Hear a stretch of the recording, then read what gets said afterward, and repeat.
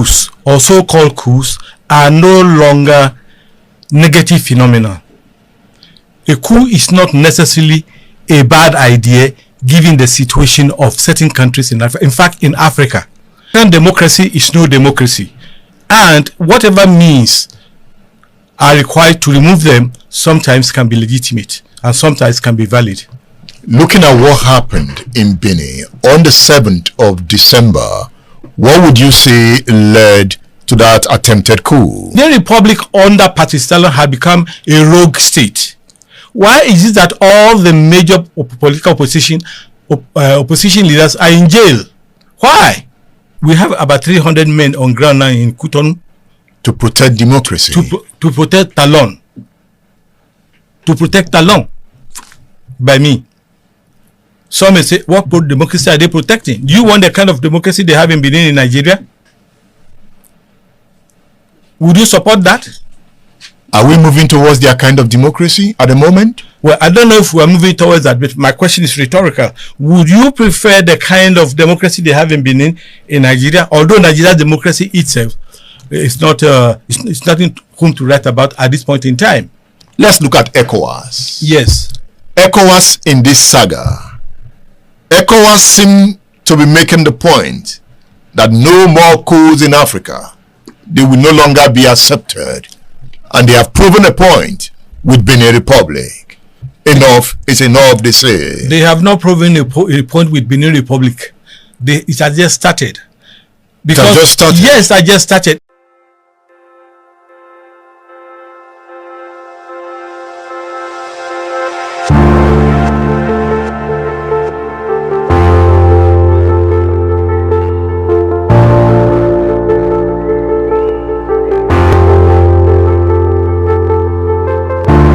The deployment of Nigerian ground forces backed by assets of the Nigerian Air Force as a response to the attempted coup of December 7 in the Republic of Benin by a section of the Beninois military against the Patrice Talon regime, a viciously clever Africanized democratic monstrosity, is another policy low point for Nigeria.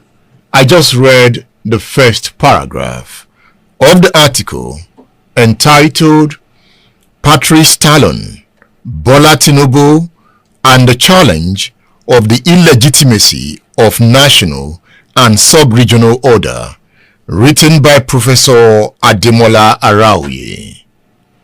Professor Araoye is on State Affairs. Prof, good to have you again. Oh, thank you, my brother. You have written an article that seems to support the coupists in Benin. I wonder why.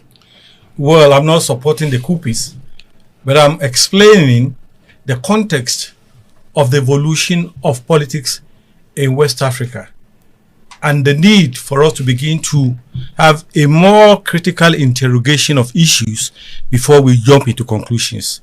Coups, or so-called coups, are no longer negative phenomena. A coup is not necessarily a bad idea given the situation of certain countries in Africa. In fact, in Africa. We are talking about displacing a democratic government. Well, it depends on how you define a democratic government. Democracy has been hollowed out of its substantive tenets here in Africa, and democracy has now become the wrong legitimizing cry of monstrosities in Africa. African democracy is no democracy, and whatever means are required to remove them sometimes can be legitimate and sometimes can be valid.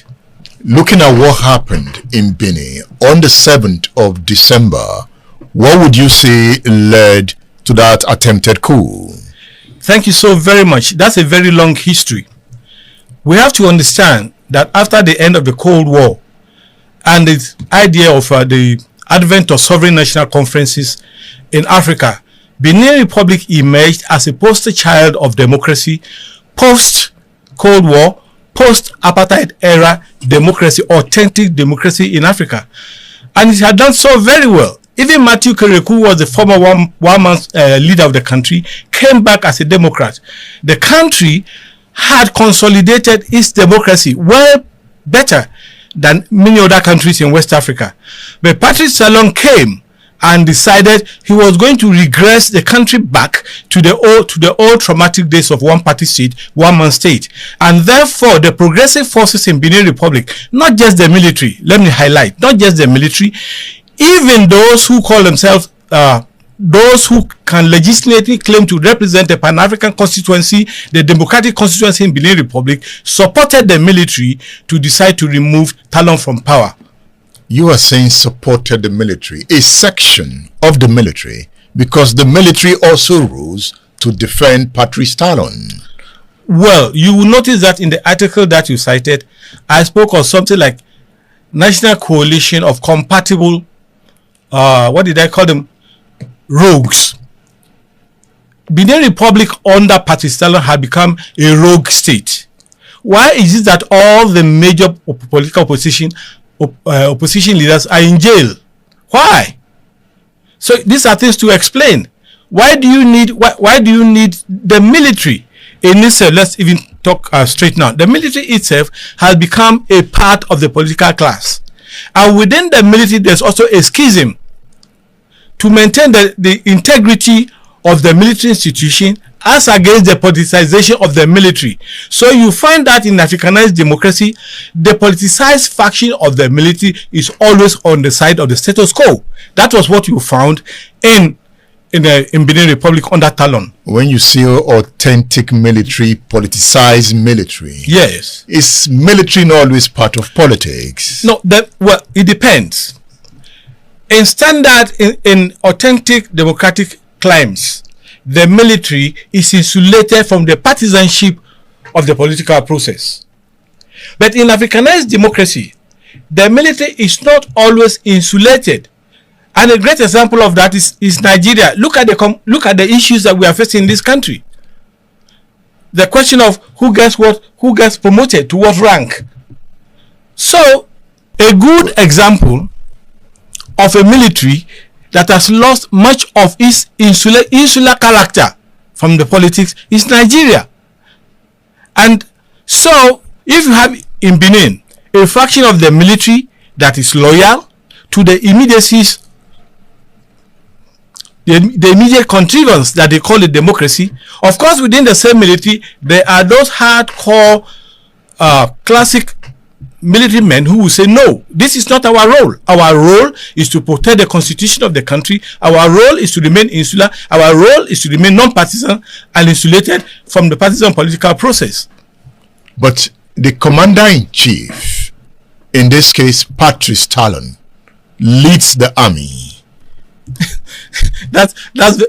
I like that conceptually. It's a question of legality and legitimacy. Yes, legally he is the commander-in-chief. But is he commanding the military in a way that will protect, insulate the military and ensure the integrity of the military as a national asset or as a partisan asset? That's the question. So, in your own definition, yes, was it a partisan asset in command of Patrice Talon? Yes. The military that came within the Benin Republic that came to support Patrice Talon were not protecting the constitution. They were not protecting democracy. They were protecting their partisan personal interests. If you say they were not protecting the constitution, yes, what are you trying to say? Well, this is a second-term president. Oh, yes. He's still in power. He has not gone against the constitution. Thank you. If you read my article well, I took some time to delineate between legality and legitimacy. You can be very, very legal, going by the constitutional definition, you are this. But if what you do with your legality is to subvert the sovereign will of the people, then you become illegitimate. When you say sovereign will of the people, yes, you mean a government the people elected. Is that not so? Not a government a people elected. A government a people elected veers on the side of legality. The legitimacy is, this is the sovereign will of the people. Let me give you an example with Benin. The sovereign will of Francophone West Africa is to get France off their backs. That is a legitimizing principle. From Laurent Gbagbo to Thomas Sankara to Goita to this Burkina Traore, all they are talking about is getting France on our back, and they have the sympathy of progressive elements in Africa. In fact, the real challenge that Nigeria faces is the lack of empathy with the emerged political sensibilities of Francophone West Africa. We are dealing in terms of, this is sovereign. A sovereign. The man is a constitutionally elected president, but the constitutionally elected president has subverted the will of the people by allying with France. Say, Prof, because you used legitimacy, legality consistently in your article. Yes, and I said when you come, I'm going to ask if the people of Benin, elected Patrice Talon, is that not legitimacy? No, that is legality. Legitimacy, look, is that not the will of the people? The legality, the legitimacy has room for, is also the basic minimum of legitimacy is legality. It's a basic minimum, but beyond that legality are other superimposing conditionalities. You cannot have legality and begin to undermine the very constitution that, or the will of the people. The people say they do not want France. France has been discredited in the whole of Africa, and you cannot deny that. All over Africa, go through the recent literature on the evolution of politics in Africa. One of the main mantra of progressive Africa today is to ensure that African states develop the capacity to autonomously take decisions in the interest of their states. Is Burkina Faso autonomously taking decisions? Burkina Faso, you cannot take Burkina Faso. Burkina Faso, the AIS country, I know where you're going. They have the Russians and all that. The capacity, the right to decide who your friends are must be autonomously guaranteed.